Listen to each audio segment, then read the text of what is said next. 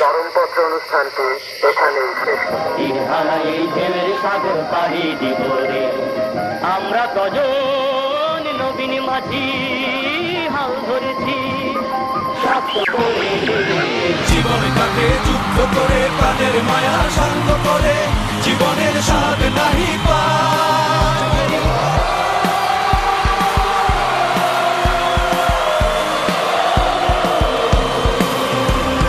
কারবারি ঠিকানা নাই, দিন রাত্রি জানা নাই, চলার সীমানা সঠিক নাই, জানি শুধু চলতে হবে, ভেতরই বাড়িতে হবে। স্বাধীন বাংলা বেতার কেন্দ্রের এই গানগুলো আমাদের অনুপ্রেরণা।